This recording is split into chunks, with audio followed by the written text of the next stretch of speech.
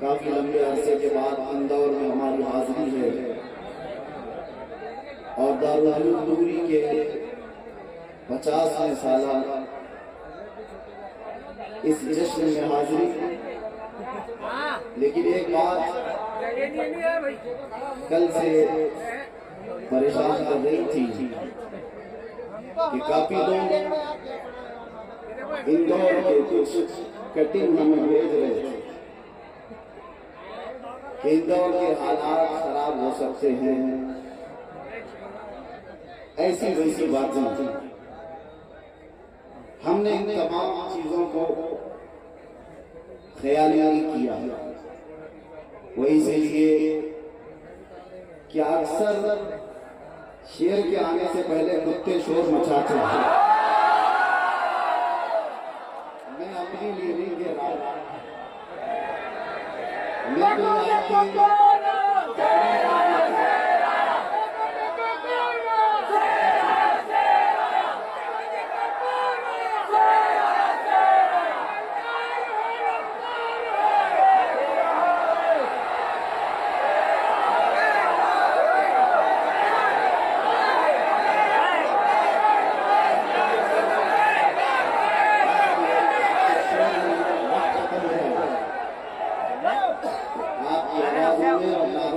ختم ہو جائے گا. توجہ سے سن لیں. تقریب ختم ہونے کے بعد سارے نعرے ایک ساتھ لگائے جائیں گے. مولانا احمد یار رفیق محترم شہزادے حبیب العلماء، ان کے گردوں پر ایک بڑی ذمہ داری ہے. دارالعلوم کو لے کر چل رہے ہیں شہر اندور کے مسلمانوں کی آبوں. میں نے ایسے ہی کہا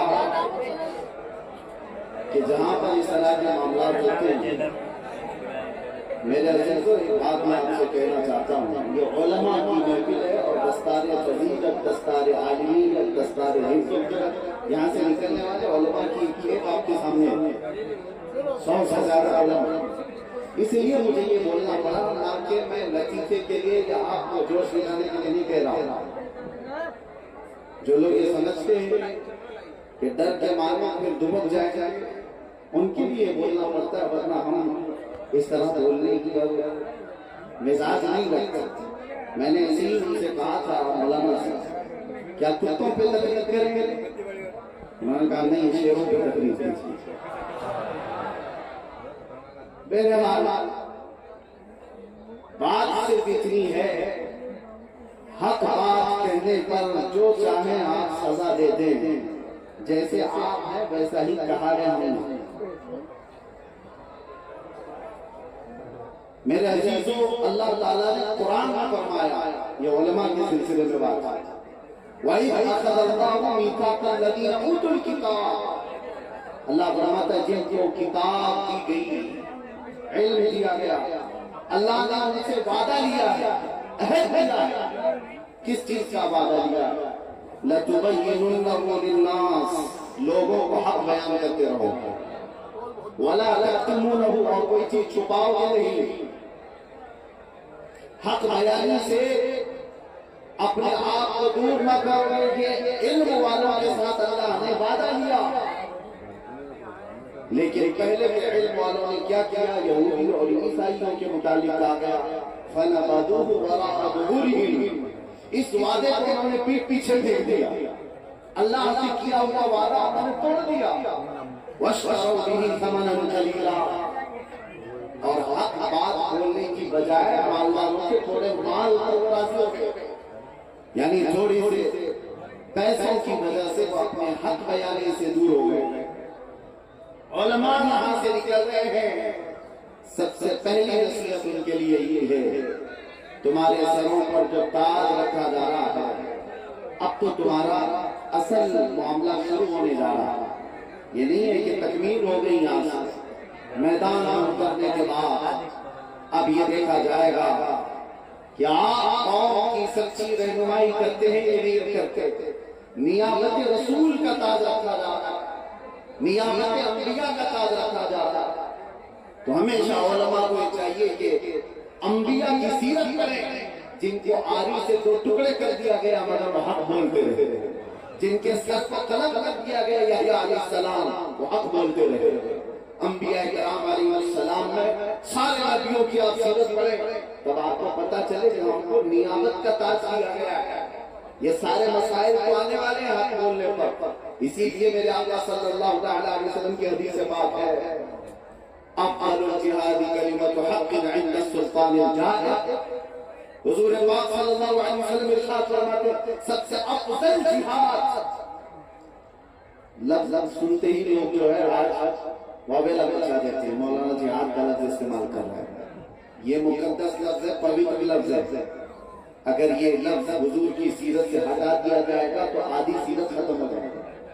ہم بیان کرتے رہیں گے، تمہارے پھیلائے ہوئے پروپیگنڈے کی وجہ سے اصلی لفظوں سے ہم کنارہ کشی نہیں کر سکتے۔ حضور پاک صلی اللہ علیہ وسلم فرماتے افضل جہاد ظالم بادشاہ کے سامنے حق بات کہنا ہے، افضل جہاد۔ اور یہ علماء کی سب سے پہلی صفت ہے، علماء ذوی الاحترام جب اس صفت سے متصف ہوتے ہیں اللہ تبارک و تعالیٰ ان کی زبانوں ایسا کرتا ہے اور ان کے کاموں میں برکت دیتا ہے۔ لیکن امام غزالی رحمۃ اللہ تعالیٰ علیہ کا قول ہے، آپ فرماتے ہیں وہ عالم جو حق بیانی سے اعراض کر دیا، مالداروں کی دیکھ کر ان کے حساب سے فتوے دینے لگا، ان سے کچھ مال لے کر ان کے من کی بات کہنے لگا، امام غزالی فرماتے ہیں وہ اس مکھی سے زیادہ غلیظ ہے جو پکانے پہ بیٹھتی ہے۔ یہ امام غزالی رحمۃ اللہ تعالیٰ علیہ کا فرمان ہے، اس لیے وہ صرف اور صرف مال کی وجہ سے اللہ کی دی ہوئی نعمت کے ساتھ خیانت کر رہا تھا۔ عزیزان گرامی وقار، اللہ نبی صلی اللہ علیہ وسلم کی شریعت طاہرہ کی یہ علماء ان کے ساتھ جو مسائل آئیں گے وہ حق گوئی پر آتے ہیں، ابتلا اور آزمائش کا دور ہوتا رہے۔ سیدنا امام احمد بن حنبل رضی اللہ تعالی جن کو 5 لاکھ حدیثیں یاد تھیں، 5 لاکھ حدیثیں یاد تھیں، لیکن وقت کے ظالم خلیفہ نے ایک بار میں 3 بار آپ کی پیٹھ پر کوڑے مارے، ایک بار کی کوڑے نہیں ہیں، 100 کوڑے لگ جاتے ہیں، پیٹھ کی ہڈی آپ کی جھک گئی تھی۔ ایک ایسی بات میں آپ کو بتاؤں گا، اس زمانے میں بھی نہ علم کے طلب کرنے والے کم ہو گئے اور نہ علماء حق بیان کرنے سے گریز کرنے لگے۔ آج کا یہ دور ایسا آ گیا کہ سب کو مصلحتوں کے دروازے پر چھپنا پڑ رہا ہے۔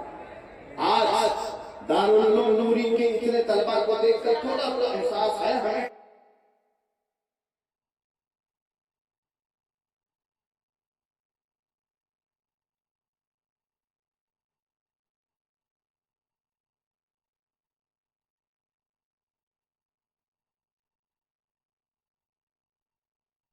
تو یہ بزدلوں کی جماعت کہلائی تھی میرے سے۔ ایک وقت ایسا تھا، امام احمد بن حنبل کا دور ہے، ایک بہت بڑے عالم کی بات میں بتا رہا ہوں، بقی بن مخلد، یہ اندلس کے رہنے والے ہیں جو آج کا اسپین ہے، یورپ۔ اندلس میں کئی جگہ علماء سے علم حاصل کیا اور جب پیاس نہیں پوچھی تو بغداد کا سفر کیا۔ جانتے ہو بغداد یورپ سے کئی ہزار کلومیٹر دور ہے اور پیدل سفر کیا، کئی مہینوں کا سفر کیا۔ جب بغداد پہنچے تو اس وقت لوگوں سے پوچھا امام احمد بن حنبل کہاں ہے؟ تو لوگوں نے بتایا امام احمد بن حنبل پر پابندی لگائی گئی ہے، پولیس کا پہرا لگایا ہے، سارے لوگ ان سے مل نہیں سکتے، کوئی بھی جا نہیں سکتا۔ وقت کے خلیفہ نے امام احمد بن حنبل پر پابندی لگائی ہے کہ وہ بیان نہیں کر سکتے، کسی سے حدیث نہیں بول سکتے اور کوئی ان سے پڑھنے کے لیے آ نہیں سکتا۔ کس جرم میں؟ حق بیان نہیں کی۔ امام احمد بن حنبل اپنے دور کے وہ عظیم فقیہ، وہ عظیم محدث جنہوں نے وقت کی طاقتوں کی پرواہ نہیں کی، حق بیان کرتے رہتے، اور اس کی پاداش میں ہوا کیا؟ پابندی لگائی گئی، جیل بھیجا گیا، کوڑے مارے گئے۔ اور بقی بن مخلد کہتے ہیں میں ہزاروں کلومیٹر دور کا پیدل سفر کر کے آیا تھا، علم حاصل کرنے کے لیے امام احمد بن حنبل کے پاس، لیکن بغداد پہنچا تو میرے ارمانوں کا خون ہو گیا، اتنے زمانے سے چل رہا ہوں، یہاں تو بچے صبح سے شام تک کا سفر نہیں کرتے علم حاصل کرنے کے لیے، انہوں نے مہینوں کا سفر کیا تھا، اور جب پہنچے تو سنا کہ امام احمد بن حنبل پر پابندی لگائی گئی، یہ بیان نہیں کر سکتے، یہ سارے حالات آ سکتے ہیں۔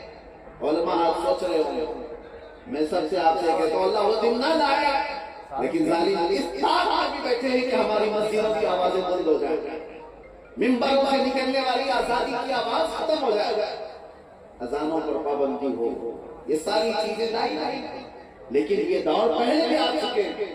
بقی بن مخلد اس وقت بغداد کے علماء سے پوچھنے لگے کوئی اور بڑے محدث ہیں یہاں پر؟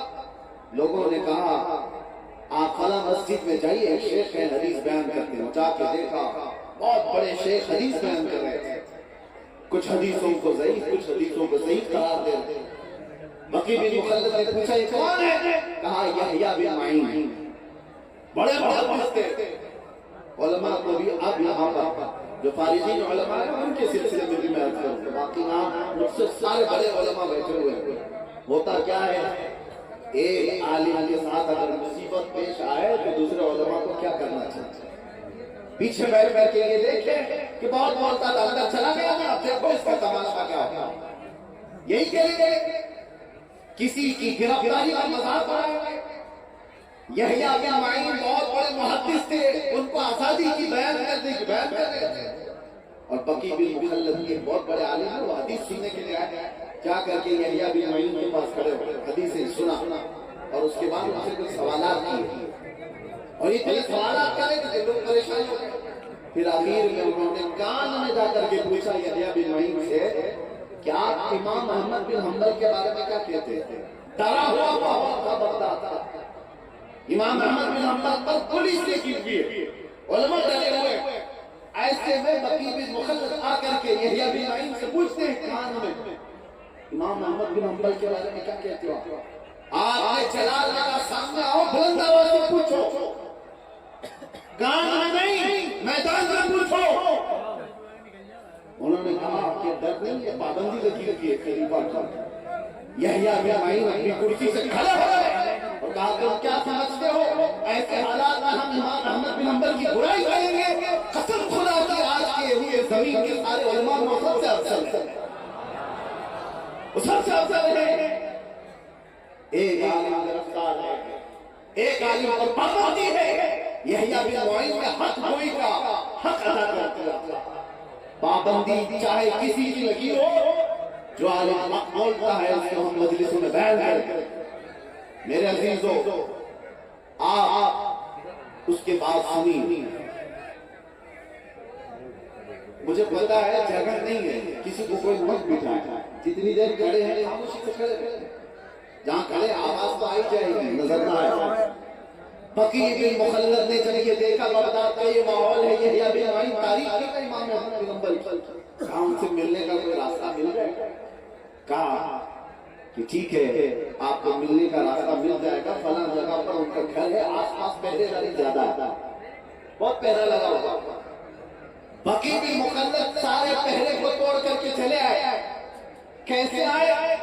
ایک فقیر کا کیس ڈالتا ہے، مانگنے کے بھکاری کا کیس ڈالتا کیا ہے، دروازہ کھٹکھٹایا امام احمد بن حنبل کے گھر کا، دروازہ آپ نے کھولا تو سیدھے ان سے کہا امام احمد بن حنبل آپ منع مت کرنا، میں ہزاروں کلومیٹر دور سے سفر کر کے آیا ہوں۔ امام احمد بن حنبل نے پوچھا کہاں سے آیا؟ کہا میں اندلس سے آیا ہوں، اسپین سے، یورپ سے، سمندروں کو پار کرنا پڑتا ہے مجھے افریقہ سے یورپ جانے کے لیے۔ تو آپ امام احمد بن حنبل نے پوچھا کیوں آئے؟ کہا آپ سے حدیث سیکھنے کے لیے، آپ سے حدیث سیکھنے کے لیے۔ کتنا لمبا سفر کیا، ہزاروں کلومیٹر دور کا۔ امام احمد بن حنبل نے کہا تمہیں شاید پتہ نہیں بغداد میں میرے اوپر پابندی لگائی گئی، خلیفہ اور اس کے پولیس پورے باہر کھڑے ہیں، جو آئے گا اسے گرفتار کر کے لے جائے گا۔ بقی بن مخلد نے کہا مجھے پتا ہے بھائی، میں سارے حالات دیکھ کر کے آیا، لیکن بھکاری کو تو کوئی روک نہیں سکتا، مانگنے والے کو کوئی روک نہیں سکتا۔ آپ صرف اتنا وعدہ کر دیجئے میں روز کھٹوری لے کر آپ کے گھر پر آؤں گا، جیسے دروازہ کھولے آپ مجھے جتنی حدیثیں سنا۔ بقی بن مخلد نے خود کہا، اس کے بعد امام احمد بن حنبل نے اس کو منظور کر لیا۔ روز کا معمول یہ تھا بقی بن مخلد کا، فقیر کا بھیس ڈال کر آتے، ہاتھ میں کھٹوری لے کر امام احمد بن حنبل، پولیس سب کھڑی ہے، دروازہ کھٹکھٹاتے تھے، جیسے دروازہ کھولتا امام احمد بن حنبل کچھ روٹیاں ڈالتے اور ڈالتے ڈالتے ان کو حدیث سنایا۔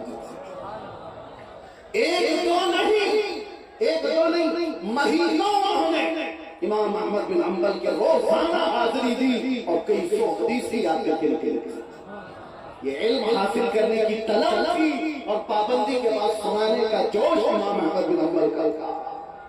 عزیزان اکرام ہوتا، میں سارے علماء سے یہ نہیں کہتا کہ سارے علماء کسی ایسے مرض میں مبتلا نہیں، الحمدللہ حق کو علماء موجود ہیں، تبھی تو برساتیں ہو رہی موجود ہیں الحمدللہ۔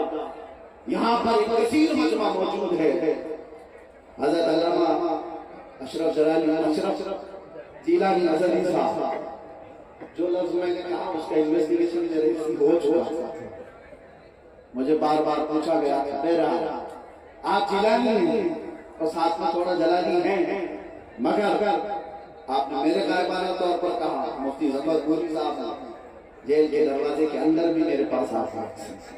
بہرحال علماء کے کردار ہونے چاہیے، اور میں کہتا ہوں علماء کے درمیان اختلاف ہو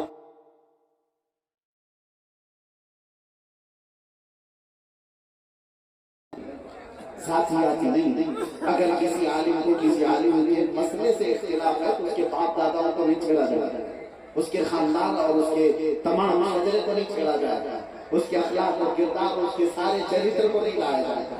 آپ میں بتاؤں دو بڑے علماء کی مثال، امام علی مدینی، امام بخاری کا استاد، امام بخاری کا استاد، اور ایک امام احمد بن حنبل جن کا میں نے ذکر کیا، دونوں میں شدید اختلاف۔ ہم نے مصر میں یہ پڑھا، سنیے دو بڑے علماء کا اختلاف میں عرض کر رہا تھا۔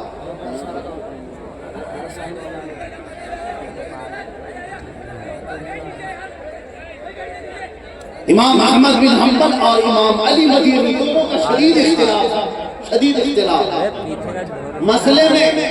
ایک بار ایسا ہوا کہ امام احمد بن حنبل اپنے شاگردوں کے ساتھ بیٹھے ہوئے تھے، بڑے علماء، اور اب کے جو علماء یہ بعد میں بڑے ہونے والے، سب کے لیے ہے یہ بات، میرے لیے بھی۔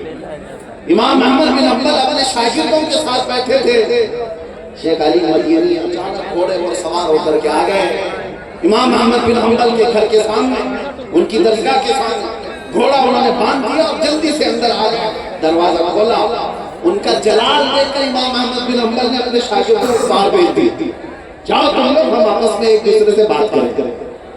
پتہ یہ چلتا ہے کہ بڑوں کے جب مسئلے ہوں تو چیلوں کو بات نہیں کرنا چاہیے، سارا بگاڑ وہی ہوتا ہے۔ پیران امی پرند مریدان بھی پرانن، فارسی میں ایک قول ہے، پیر اڑتے نہیں ہیں مرید اڑواتے ہیں۔ سنیے، امام احمد بن حنبل اور امام علی مدینی دونوں بیٹھ گئے، دروازہ بند ہو گیا، شاگرد باہر کھڑے ہیں، مسئلے میں اختلاف ہے، بحث ہو رہی ہے، ایک حدیث یہ سنا رہے، ایک حدیث وہ سنا رہے، ایک حدیث یہ سنا رہے، ایک حدیث وہ سنا رہے۔ شاگردوں نے یہ کہا ہے، ہم کو ایسا لگ رہا تھا ان کی آوازوں سے کہ ابھی مار پیٹ ہو جائے گی دونوں میں، اتنی تیز آواز ایک دوسرے کی ہو رہی تھی، مار پیٹ ہونے کا اندیشہ تھا۔ دھیرے دھیرے آواز کم ہوتی رہی، بعد میں دروازہ کھلا، شاگردوں نے دیکھا دونوں چہرے پر کچھ آثار نہیں، شیخ علی مدینی نکلے گھوڑے کے پاس، توجہ چاہتا ہوں جو بتانا چاہ رہا ہوں، شیخ علی مدینی جیسے گھوڑے پر گئے، امام احمد بن حنبل پیچھے سے آئے، وہ جیسے گھوڑے پر چلنے لگے تو اپنے دونوں ہاتھ ان کے پیروں کے نیچے رکھ دیے۔ امام احمد بن حنبل اپنے دونوں ہاتھ شیخ علی مدینی کے پیروں کے نیچے رکھا، انہوں نے ان کے ہاتھوں پر پیر رکھ کر گھوڑے پر چڑھائی، وہ گھوڑے پر چڑھ گئے، ہاتھوں پر پیر رکھ کر منظر شاگردوں نے دیکھا اندر کیا چل رہا تھا، یہ کیا چل رہا تھا۔ میرے عزیز یہ علماء کے اختلاف کے آغاز، اس کے بعد علی غادیانی چلے گئے، شاگردوں نے امام محمد بن حنبل سے پوچھا جس مسئلے میں آپ کا اختلاف تھا حل ہو گیا؟ کہا حل نہیں ہوا، میں بھی ابھی اسی بات پر ہوں، وہ بھی ابھی اسی بات پر، حل تو نہیں ہوا۔ کہا اتنی بحث ہو رہی تھی آپ کی، حل بھی نہیں ہوا، لیکن جب جا رہے تھے آپ سے اتنا اختلاف کرنے والے، ان کے پیروں کے نیچے آپ نے ہاتھ کیوں رکھا؟ امام محمد بن حنبل نے کہا خبردار دوبارہ کبھی اس طرح کا سوال مت کرنا، تم نہیں جانتے علی مدینی کا مقام کیا ہے، میں نے تو صرف ہاتھ رکھا ہے ان کے تلووں کی دھول سرما لگانے کے قابل۔ یہ کشادہ ظرفی ہے، یہ وسیع القلبی ہے۔ کاش علماء ادب الاختلاف پر آ جائے تو میرے عزیزوں گالی گلوچ کبھی نہیں۔ اختلاف کرنے کا حق ہے محققین کو، مجتہدین کو، لیکن وہ اختلاف مضمون نہیں ہوتا، محمود ہوتا۔ اب توجہ چاہتا ہوں، میں یہاں پر علماء ذوی الاحترام کی بات اس لیے عرض کر رہا ہوں کہ محفل ان کی ہے۔ قوم آج قحط سالی میں مبتلا ہے، ایسا قحط ہے کہ ہمیں کوئی صحیح ڈھنگ سے راستے پر لے کر کھڑا کرنے والا، جمع کرنے والا ملتا نہیں۔ ہم ہزار الگ الگ چیزوں میں بٹے ہوئے ضرور۔ میرے عزیزوں علماء ذوی الاحترام، علماء ربانیین جن کو قرآن کہا کونوا ربانیین، تم ربانی ہو جاؤ، اللہ کا خوف کرو، اللہ سے ڈرو۔ یہ چیز اگر آ جائے تو انشاءاللہ رب تعالیٰ ہر خوف دل سے نکال دے گا، ہر خوف دل سے نکال دے گا۔ جو فارغ ہو رہے ہیں وہ علماء انہوں نے قربانی دی ضرور ہے، کئی سالوں تک پڑھا ضرور ہے، لیکن اصل کمال اس وقت ہے جب آپ اپنے علم پر عمل کر کے حق بیان کریں۔ اور ہوتا کیا ہے ان کے ساتھ سب سے بڑا چیلنج جو ابھی آنے والا ہے، یہ ابھی جائیں گے کسی مسجد میں امام بنیں گے، کسی مدرسے میں مدرس بنیں گے، اکثر تغیر ہوگا، اور سب سے پہلا جو ان کے ساتھ چیلنج آئے گا ٹرسٹیوں کے ساتھ آئے گا۔ مسجد کے جماعت والے صدر اراکین، متولی اراکین، ان کے ساتھ ان کے معاملہ پیش آ جائیں گے۔ اور حد ہو گئی، علماء اس بات کا خیال ضرور رکھتے ہیں، ایسا نہیں کہ ان کی باتوں کو لے کے نہیں چلتے، ہم بھی لے کے چلتے ہیں، لیکن ہوتا یہ ہے اکثر آج مسجدوں میں متولی اور اراکین وہ ہیں جو دو نمبری دھندے کرنے والے، سارے چھٹے ہوئے بدماشوں کو۔ میں سب جگہ کی نہیں کر رہا، اکثر جگہ کی بات کر رہا ہوں۔ اور سب سے پہلا کام ان کا کیا ہے؟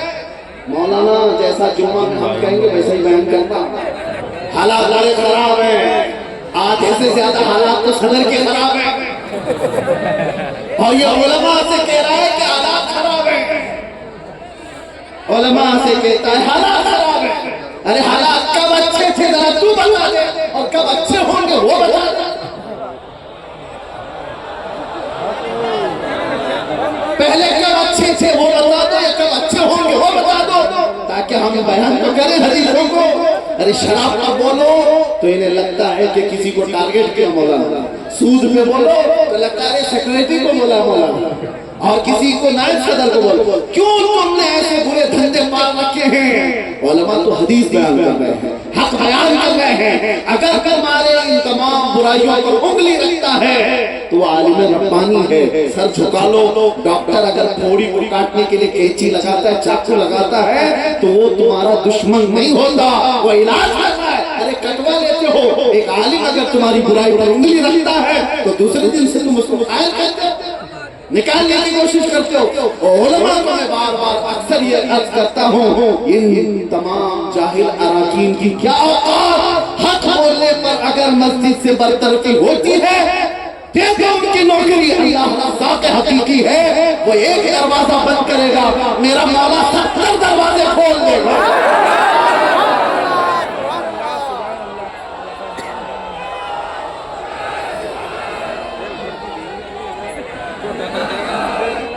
اور زیادہ سے زیادہ کیا ہوگا؟ میں آپ کو بتا رہا ہوں، ساؤتھ انڈیا کی بات، ابھی چند مہینوں پہلے ایک امام کو اس کے گھر سے کپڑے نوچ کے نکالے، امامت سے بھی نکالا، کپڑے اتار کر کے نکالا۔ کس وجہ سے؟ اس لیے کہ وہاں کے موجود ان کے جو فسادات تھے اس پر بیان کیا کہ تم ہر ایک سے ملتے ہو، बदअकीदों से मिलकर इस बयान पर उनको निकाल के इत्तिहाद को खराब कर रहा है मौलाना। बीमारियों पर अगर उंगली रखता है। और आलिम भी कौन है आपको मैं बताऊं, बहुत बड़े इमाम है, इमाम सुफियान सौरी फरमाते हैं वो आलिम जो मुआशरे की बुराइयों पर नहीं बोलता है वो आलिम है ही नहीं, बल्कि वो समझौता करके चल रहा है। वो समझौता करके चल रहा है, मैं तुम्हें कुछ नहीं बोलूंगा, तुम मुझे कुछ नहीं बोलना। ये तबलीग है ही नहीं। तबलीग क्या है? आओ मेरे आका सल्लल्लाहु अलैहि वसल्लम की सीरत पर मक्का के वो हालात को देखो। जब आपने ऐलान नबूवत फरमाया था तो मक्का के बड़े रईसों ने आकर के हुजूर से क्या कहा था जानते हो? कहा ऐ मोहम्मद, अगर हसीन लड़की चाहते हो तो हम लेकर के आ जाएं, माल चाहते हो तो हम कदमों पे निछावर कर दें, तुम सरदार बनना चाहते हो हम सरदार बना देंगे, आप जो कहो हम सारी चीजें लाकर कुर्बान कर दें। आप ये बोलना बंद करो जो हमारे खुदाओं को बोलते हो, हमारे नफ्स निकालते हो, हमारे बुरे ऐब, हमारे बुरी बुरी चीजों को तुम जो बयान कर रहे हो, ये बोलना बंद कर दो। हुजूर पाक सल्लल्लाहु अलैहि वसल्लम ने फरमाया तुम मेरे एक हाथ में चांद लाकर रख दो, एक हाथ में सूरज लाकर रख दो, जब भी मैं ये बोलना बंद नहीं करूंगा। ये रसूलुल्लाह सल्लल्लाहु अलैहि वसल्लम की सीरत की हक्का है। दुनिया कुछ भी ला करके रख दे, आप क्या समझते हैं हमारे साथ नहीं आते हैं मामला? हमारे बाहर आने के बाद भी एक बड़े पीर साहब है, नाम जिक्र नहीं करता, लेकिन वो बीजेपी पीर साहब है। हाँ, वो सुन रहे होंगे तो उनको पता भी है, और मुझे डर नहीं लगता, वो ऑफर भी लेकर के आया था ये मौजू पर बोलना छोड़ दो, आप सारी सहूलतें आपके लिए दी जाएंगी। क्यों? इसलिए कि इस मौजू पर नामों से रिसालत पर बोलने पे खतरा क्या है? उन्होंने कहा बस मसला ये है कि हर नाम का मुसलमान भी जमा हो रहा है, और हम ये नहीं चाहते, लोगों की ख्वाहिश है, हम ये नहीं चाहते। आप जितनी भी खराब अपने माशरे में बोलिए, खुल के बोलिए, लेकिन हुजूर के नाम पर जब आप बोलते हो तो लोगों का बस ऐसा है ईमान वालों का कि वो सारे इख्तिलाफात भूल जाते हैं, नाम मोहम्मद पे जमा हो। ये रियल बात बता रहा हूं मैं, हकीकी बात बता रहा हूं। उलमाए ज़वील एहतराम हमारे लिए बड़ी आजमाइशें हैं। ऑफर जो रसूलुल्लाह सल्लल्लाहु अलैहि वसल्लम को मक्का वालों ने दिया, क्या वो आज के जमाने में नहीं दिए जाते? लड़कियां नहीं पेश की जाती, दौलत के अम्बार नहीं बिछा दिए जाते, लिफाफे देकर के उनकी जुबानों को नहीं रोका जाता, बहुत किया जाता है।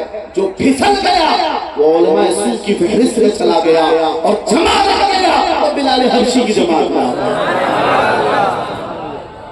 फैसला उसका जो उलमा हमारे बोल रहे हैं, आप ये सोच करके निकलो दारुल नूरी से निकलने वालों, अल्लाह ने ये मनसब अता किया है, ये मनसब अता किया तो दुनिया में ज्यादा से ज्यादा क्या होगा? तुम्हारी जान ले ली है, इससे ज्यादा दुनिया में कुछ नहीं हो सकता। और अगर माल में कहीं औलाद में या घर बार पर तकलीफें दी जा रही है तो एक बात हमेशा सोच लेना। लोग हमसे कहते हैं कि ख्याल करो जरा, छोटे छोटे बच्चे भी हैं। एक मौलाना साहब ने भी कहा क्या हमारे बीवी बच्चे नहीं है? इस पर क्या क्या मसाइल हो जाएंगे, अंदर कर देंगे, उनको कौन देखेगा? मैंने पढ़ा क्या आपने सीरत, क्या वो सहाबा की बीवी बच्चे नहीं थे जो रसूलुल्लाह के साथ जाते थे? वो बदर में गए, उहद में गए, खंदक में गए, उनके बीवी बच्चे नहीं थे? कैसे तुम्हारे बीवी बच्चे? एक जंग ऐसी है, साद बिन मुआज़ रज़ियल्लाहु ताला अन्हु की बात कर रहा हूं, जंगे खंदक के मौके पर सहाबा इतने जख्मी थे कि जगह जगह से खून निकल रहा था। एक महीने तक खंदक खोदा, फिर लड़ाई की और जंग खत्म हुई। वापस मदीने जा रहे रसूलुल्लाह के साथ, 5 किलोमीटर का फासला है जंगे खंदक से जहां हुई है मदीना, 5 किलोमीटर का फासला है।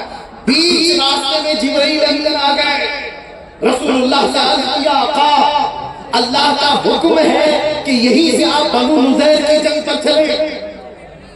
महीनों जो जंग करके आ रहे, थके आ रहे हैं, बीवी बच्चों से दूर है, जख्मी हालत है। रसूल पाक सल्लल्लाहु अलैहि वसल्लम ने जैसे जिब्रील का पैगाम सुना, इरशाद फरमाया मैं अपने सहाबा से पूछ लूं, ये थके हुए हैं, महीनों से अपने घर से दूर हैं, جبرائیل نے کہا آپ اپنے صحابہ سے پوچھیں۔ رسول پاک صلی اللہ تعالیٰ علیہ وسلم نے اپنے صحابہ کی طرف اور کہا اے میرے عزیز صحابہ، میں جانتا ہوں تم زخمی ہو، میں جانتا ہوں مہینوں سے تم باہر ہو، فاقے میں ہو، لیکن اللہ کا حکم آیا کہ ہم یہیں سے بنو حذیل کے مقابلے کے لیے نکلے۔ صحابہ یہ کہہ سکتے تھے کہ آپ کا گھر جا کر بی بی سے بات کر کے آ جاؤں، بچوں کے حال چال دیکھ کر کے آ جاؤں، مرہم پٹی کر کے آ جاؤں جو زخم ہوئے ہیں، اس کے بعد تازہ دم ہو کر کے پھر نکلیں گے۔ عقل و شعور تو یہی کہتے ہیں، لیکن جب رسول اللہ نے پوچھا تمہارا کیا خیال ہے، سارے صحابہ نے ایک زبان ہو کر کہا آقا دیر اس بات کی یہی سے چلے۔ ان کے بیوی بچے نہیں تھے، ان کی اولاد نہیں تھی۔ میرے عزیزوں، کیا سیرت صرف ہمیں کتابوں کے لیے ہے یا ہماری زندگی کے لیے بھی ہے؟ ہماری زندگی کے لیے بھی ہے۔ آج کا دور ایسا ہے جو ابتلاء و آزمائش کے لیے پوری قوم اور علماء ذلیل احترام میں بعض لوگ یہ سمجھتے ہیں میں جاؤں کوئی اور خطیب جائے ہوگا ہمارے ساتھ، کچھ انجام برا ہو جائے گا تو کیا اس سے اسلام ختم ہو جائے گا؟ ہمیں اگر پھانسی پر لٹکا دیا گیا تو کیا اسلام ختم ہو جائے گا؟ میرے عزیزوں، کتوں کو نہیں پتا، ایک سلمان کو مارو گے رب تعالیٰ ہر گھر میں سلمان پیدا۔ میں میرے نام صرف مسلمان کی حیثیت سے آتا ہوں، رب تبارک و تعالیٰ کا قانون ہے یہ۔ انگریزوں نے 8 دن تک جشن منایا تھا کفایت علی کافی کو پھانسی دے کر۔ کفایت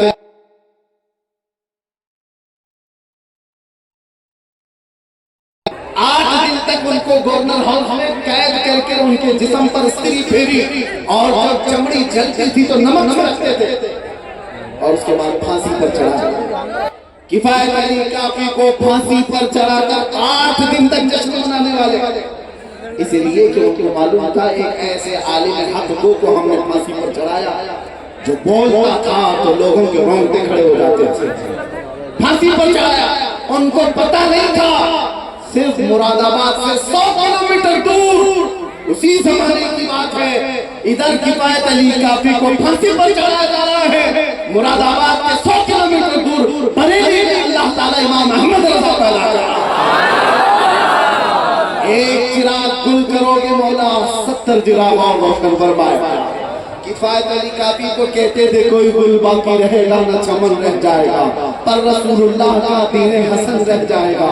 وہ دار چڑھ گئے، لیکن ان کے انتقال کے بعد، ان کی شہادت کے بعد اللہ تعالیٰ نے جس مرد قلندر کو بریلی میں پیدا کیا، جب جوان ہوا تو بریلی کا امام ایسا ایسا عشق بھرا تھا کہ جس کی خوشبوئیں 100 سال آج بھی ہر مجمع میں محسوس کی جا سکتی ہیں، آج بھی محسوس کی جا سکتی ہیں۔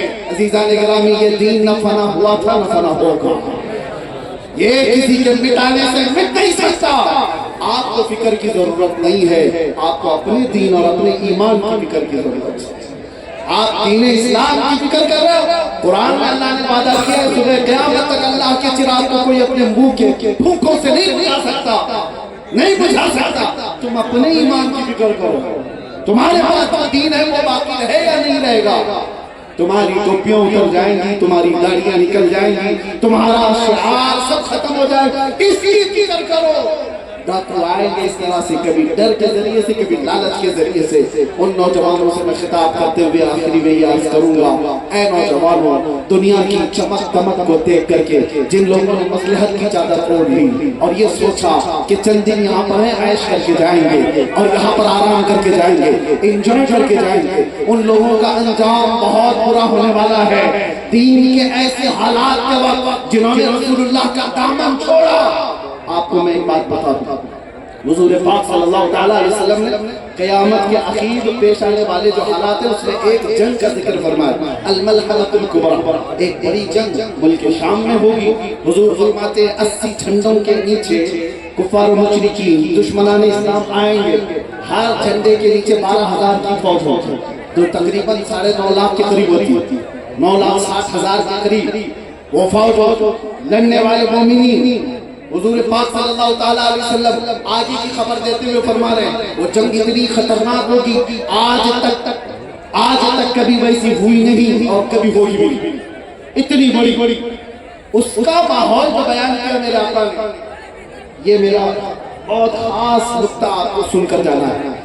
سارے مومنین کی جو جماعت تھی، مسلمانوں کی جو جماعت، حضور فرماتے ہیں پہلے دن لڑائی ہوگی تو 1/3 ایک تہائی میدان چھوڑ کر بھاگ جائے. یہ مسلمانوں کے بارے میں کہا ہے، ایک تہائی میدان چھوڑ کر بھاگ جائیں گے. لیکن رسول اللہ نے اس کے ساتھ یہ بھی فرمایا وہ روئے زمین کے سب سے بدترین لوگ ہوں گے، ان کو توبہ بھی نصیب نہیں ہوگی. حضور نے فرمایا وہ میدان چھوڑ کر بھاگا ایسے وقت میں جب دین کو ضرورت تھی. حضور فرماتے ہیں وہ روئے زمین کے سب سے بدترین لوگ ہوں گے، توبہ بھی نہیں ہوگی. دوسرا دن یا دوسرا مرحلہ جنگ کا، میرے آقا صلی اللہ علیہ وسلم فرماتے ہیں ایک تہائی حصہ مسلمانوں کی جماعت کا شہید ہو جائے، قتل ہو جائے. 1/3 پہلے میدان چھوڑ کر بھاگے اور 1/3 قتل ہو گئے، شہید ہو گئے. اب حضور فرماتے ہیں آخری جو تہائی حصہ بچا، اللہ تعالیٰ اس جماعت کو فتح مبین عطا فرمائے. پتہ یہ چلا فتح مبین دیکھنے کے لیے کچھ اپنوں کی غداری بھی دیکھنے پڑے گی اور کچھ اپنے عزیزوں کی موت بھی دیکھنی پڑے گی. بات سمجھ میں آ رہی؟ کچھ اپنے چھوڑ کر کے جائیں گے اور کچھ اپنے شہید بھی ہو جائیں گے. یہ سب چیزیں دیکھ کر جو برداشت کر کے کھڑا رہ گیا، اللہ اسے فتح مبین بھی دکھائے، اسے فتح مبین دکھایا جائے گا. آج کے حالات میں آپ کس جماعت میں جانا چاہتے ہو؟ یہ آپ کے پاس یہاں پر لاٹھی ڈنڈے سے بھاگنے والی قوم نہیں، ٹھیک ہے اپنی اپنی حفاظت کیجیے، میں منع نہیں کرتا، لیکن اپنے دین کے ساتھ اپنے ایمان کے ساتھ سودے بازی کبھی نہیں ہونی چاہیے، کبھی نہیں ہونی چاہیے. تم کو کس نے کہا کہ تم اپنا حلیہ بدل لو؟ تم خود آئینے کے پاس جا کر اپنے آپ کو بدل لی. کس نے تلوار رکھی تمہاری گردنوں پر کہ تم نماز نہیں پڑھ سکتے؟ تم خود مسجدوں کو ویران کر. عزیزان اکرام وقار، کیا رسول اللہ سے وفا کرنے والی جماعت ایسی ہوگی جو حضور کو یہ کہتی ہو لبیک یا رسول اللہ، اے اللہ کے رسول میں حاضر ہوں؟ تو کہاں حاضر ہے؟ کہاں مسجد میں حاضر ہے؟ کہاں حاضر ہے؟ نعرہ لگانے کے لیے حاضر ہے؟ تم اسلام زندہ باد کہتے ہو، یہ کہاں ہے اسلام زندہ باد؟ تمہاری بیویوں پر زندہ ہے اسلام؟ تمہاری بیٹیوں پر اسلام زندہ ہے؟ شادیوں کے محلات میں جا کر کے دیکھو اسلام دور دور تک دکھتا ہے. پھر اسلام کہاں زندہ ہے؟ کہاں زندہ ہے؟ یہ جلسوں میں آپ اپنے گھروں سے اسلام کو زندہ کرتے ہیں. سڑکوں پر آ کر کے نعرے لگانے سے نہیں اسلام زندہ، آپ کے گھر سے اسلام زندہ ہو، آپ کی بیٹیوں سے اسلام زندہ ہو، آپ کی بہنوں سے اسلام زندہ ہو، آپ کی بیویوں سے اسلام زندہ ہو. ارے تمہارے چہروں سے اسلام زندہ ہو. آج سڑک پر پکڑ کر کے کسی نوجوان کو پوچھنا پڑتا ہے کیا نام ہے تمہارا، تاکہ آئیڈینٹی ہو. اس سے بھی نہیں پتہ چلتا، نام بھی اس نے ایسے ہی کامن رکھ لیا، بابو ببلو راجا، پتہ ہی نہیں چلتا. پھر باپ کا پوچھنا پڑتا ہے، باپ بھی پتہ نہیں راجو پاجو کیا، دادا کا پوچھنا پڑتا ہے، تب بھی پتہ نہیں چلتا. ارے نادانوں، تمہیں معلوم کرنے کے لیے اتنا شجرہ پوچھنے کی ضرورت نہیں آئی، اپنا حلیہ ایسا بنا لیتے. دور سے دیکھنے والا کہتا مدینے والے کا غلام، دور سے دیکھنے والا بچہ نہیں، یہ مدینے والے کا غلام ہے. یہ علماء ذویل احترام جانتے ہیں ہم اپنا لباس کہیں نہیں اتارنا چاہتے. ہم جس حالت میں ہیں اسی حالت میں دنیا سے جانا بھی پسند کرتے ہیں. ایئرپورٹ میں جاؤ، ٹرین کے اسٹیشن پر جاؤ، ارے میرے عزیزوں کچھ لوگ یہ کہتے ہیں آڈ نہیں فیل ہوتا، آڈ نہیں فیل ہوتا. آڈ کیا فیل ہو، فخر فیل ہوتا ہے. دور دور تک بیٹھا ہوا بھی نظر اٹھا کر دیکھتا ہے. کیوں دیکھتا ہے؟ عجب لباس نہیں، اسے پتہ ہے یہ کس کا غلام. آڈ نہیں فیل ہوتا، فخر فیل ہوتا ہے. آپ حضرات کو بھی میں یہ کہتا ہوں اگر محبت مصطفیٰ ہے تو ان گناہوں کو ٹھوکر مارو، آؤ میرے مصطفیٰ کے قدموں میں. نشہ عام ہو چکا، ہمارے محلوں میں نشہ بکتا ہے، ہمارے محلوں میں نشہ کرنے کے لیے لوگ آ رہے ہیں، ایڈریس دے رہے. کیوں؟ تمہیں پتہ ہے نشہ سے جتنے اپنے آپ کو برباد کیے ہوئے نوجوان جیلوں میں بند ہیں، ہمیں جانتے ہیں، جن کی مائیں پیچھے روتی روتی، جن کی بہنیں، جن کی بیویاں، جن کی بچیاں، ان کے گھر اجڑ گئے تمہاری بری لت کی وجہ سے. اے نوجوانوں، یہ شیطان ہے جو تمہیں اس راستے پر لے جا رہا ہے. تم نشہ کر کر کے کس طرح کرنا چاہتے ہو؟ کیا ملتا ہے؟ یہ دیدہ و دانستہ ساری قوموں نے مل کر کے تمہارے پاس یہ نشہ دیا ہے، اس لیے کہ دنیا کے کتوں کو پتہ ہے یہ محمد عربی کے شعر ہے، ان کو نشہ میں سلاؤ تو اچھے ہیں، ان کو پاگل بنا کے رکھو تو اچھے ہیں، اس لیے کہ یہ سیدھے ہو گئے تو کیڑوں کی نیند حرام ہو سکتی ہے، بہتوں کے لیے مسئلہ بن سکتا ہے۔ نشہ تم کو اتنا کرایا جائے، چھوڑو اس نشہ کو، اگر اپنے نبی سے محبت ہے تو آؤ، نشہ کرنا ہے تو کوکین، افیون، چرس، گانگا کا نہیں، عشق محمدی کا نشہ کرو، محبت مصطفیٰ کا نشہ کرو، اس لیے کہ وہ نشہ جب کسی کے سر چڑھ کر کے بولتا ہے تو صبح سے شام تک، شام سے صبح تک اس کی زبان سے صرف اتنا ہی نکلتا ہے، سرور کہوں کہ مالک و مولا کہوں تجھے، باغ خلیل کا گل زیبا کہوں تجھے۔ ارے کوئی آ کر کے اس عاشق کے ساتھ کو جھنجھوڑ کر کے بھی کہہ دے، ارے ذرا میرے لیے بھی کہہ دو، ارے میرے لیے بھی کوئی شعر بول دو، دیکھتا ہے پھر بولتا ہے میں گدا ہوں اپنے کریم کا، میں گدا ہوں اپنے کریم کا، میرا دین پارے نہ نہیں، بولوں گا تو صرف اتنا ہی بولوں گا، وہ کمال حسن حضور ہے کہ گمان نقص جہاں نہیں، یہی پھول خار سے دور ہے، یہی شمع ہے کہ دھواں نہیں، جس کی صبح، جس کی شامیں، جس کی راتیں۔ ارے ایک آدمی نے گلاب کا تحفہ کیا پیش کیا، اعلیٰ حضرت امام احمد رضا کو عشق محمدی کا نشہ کیا ہوتا ہے، محبت مصطفیٰ کا نشہ کیا ہوتا ہے، جب وہ چڑھتا ہے تو ہر جگہ محبوب ہی محبوب نظر آتا ہے۔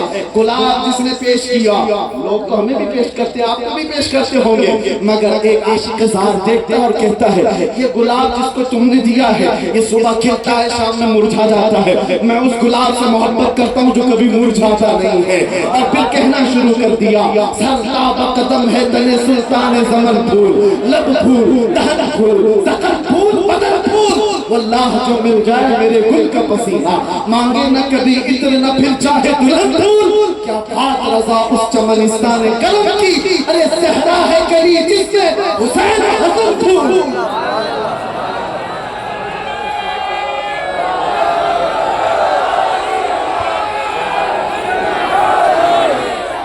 عشق محمدی کا نشہ ہو تو پھر آدمی کو دوسرا کچھ نظر نہیں آتا، اور پھر تکلیفیں کس بات کی۔ ہم نے دیکھا ہے جو نشہ میں 36 گھنٹے سوئے پڑے رہتے تھے، پولیس ڈنڈے مار مار کے تھک جاتی تھی، وہ اٹھتے ہی نہیں، انہیں پتہ ہی نہیں، درد بھی نہیں۔ تو میں نے یہ دیکھا دنیا میں چرس کھا کر کے آدمی اتنا بدہوش ہوتا ہے اسے ڈنڈے لگتے ہی نہیں، تو یاد رکھو عشق محمدی میں جو مبتلا ہوتا ہے اسے پھانسی کی سزا بھی پتہ ہی نہیں چلتی، گردن نکلنے کا انداز بھی پتہ نہیں چلتا۔ اسی لیے میرے عزیزوں تکلیف کس بات کی، عشق محمدی میں آئے تو بلال حبشی بن کر کے فخر کرے گا۔ عشق محمدی میں آئے، ایک بات مجھے بہت دل دے لگتی ہے، جنگ احد میں 2 صحابہ رات کے وقت بیٹھ کر دعا کر رہے ہیں، ایک سعد بن ابی وقاص، ایک عبداللہ بن جحش، دونوں بہت قریبی یار تھے، بہت جگری دوست تھے، دونوں دعا کر رہے ہیں کہ کل جنگ کے میدان میں جانا ہے، اور دونوں کیا کہتے ہیں میرے بھائی میں دعا کروں گا تم آمین کہنا، پھر تم دعا کرنا میں آمین کہوں گا۔ سعد بن ابی وقاص نے کہا ٹھیک ہے آپ دعا کیجئے، عبداللہ بن جحش دعا کے لیے ہاتھ اٹھاتے اور یوں کہتے، سعد بن ابی وقاص پہلے وہ دعا کے لیے ہاتھ اٹھاتے اور کہتے اے اللہ جب کل میدان جنگ میں جانا پڑے میرے مصطفیٰ کے ساتھ میں رہوں تو میرا مقابلہ کسی بڑے طاقتور پہلوان سے ہو جائے، کبھی میں اس کو دائیں سے ماروں، کبھی بائیں سے ماروں، کبھی سامنے سے، کبھی پیچھے سے، اور اس کے بعد گرا دوں اور پھر کہوں لبیک یا رسول اللہ۔ توجہ ان کے الفاظ کی ترجمانی کر رہا ہوں، خواہش یہ نہیں کہ چھپ چھپ کے کہیں تھوڑا سا انگلی کٹا کے شہیدوں میں نام لکھا، خواہش تو دیکھو کہ بڑے سے بڑے کسی سے مقابلہ ہو جائے۔ اور دوسرے صحابی عبداللہ بن جحش کہتے میں آمین کہا تمہاری بات پر، اب میری دعا پر آمین کہو۔ عبداللہ بن جحش کہتے اے اللہ کل میدان جنگ میں جانا پڑ جائے اور حضور کی محبت میں اگر میدان کارزار میں پھنس گیا تو ایسا ہو، میری خواہش اے اللہ میری خواہش یہ ہے کہ تیرے دشمن کبھی مجھے سامنے سے مارے، کبھی پیچھے سے مارے، کبھی دائیں سے، کبھی بائیں سے، یہاں تک کہ میرے جسم کو ٹکڑے کر دے اور ہر ٹکڑے سے میں تیری محبت کا اعلان کروں، تیرے نبی کی عظمت کا اعلان کروں۔ وہ دعا کرتے رہے، دونوں ایک دوسرے کی دعا پر آمین کہہ رہے تھے۔ سنو حدیث میں موجود ہے جنگ شروع ہوئی، احد کا میدان ہے، شام ہو گئی، جنگ جو ہوئی وہ سارے حالات آپ نے سنے ہوں گے، اس میں 70 صحابہ شہید ہوئے تھے، وہ فتح سے ہمکنار جنگ شکست میں تبدیل ہو گئی۔ بعد ہوا کیا साद इब्न अबी वक्कास की भी दुआ कबूल हो गई थी और अब्दुल्ला बिन जहश की दुआ भी कबूल हो गई। कैसे? साद बिन अबी वक्कास एक बहुत बड़े पहलवान के मुकाबले में आया, उसको मारा, जैसे उनकी दुआ थी गिराया, उसके सीने पे खड़े होकर मेरे नबी की अजमत का ऐलान किया। दूसरे शाम हो गई तो साद बिन अबी वक्कास ने पूछा, मेरा भाई अब्दुल्ला बिन जहश किसी ने देखा है? मेरा करीबी जिगरी दोस्त। सहाबा ने कहा वो तो शहीद हो गए। तो इनको बड़ा गम हुआ, बहुत करीबी यार था, बड़ा जिगरी दोस्त था, कहाँ है आपकी लाश? पता है मेरे साद इब्न अबी वक्कास को सहाबा लेकर के गए तो अब्दुल्ला बिन जहश के जिस्म के 80 टुकड़े हो चुके थे, 80 टुकड़े हो चुके थे, टुकड़े बदल चुके थे। उनको जमा किया गया, सर से कहा, साद इब्न अबी वक्कास ने देखा और फिर कहा, अल्लाह कल मैंने भी दुआ की थी, मेरे जिगरी दोस्त ने भी दुआ की थी, मैंने दुआ की थी किसी बहादुर के मुकाबले में आओ, मेरी दुआ भी तूने कबूल की और मेरे इस जिगरी दोस्त की दुआ भी तूने कबूल की, ये तेरी राह में मरना चाहता था।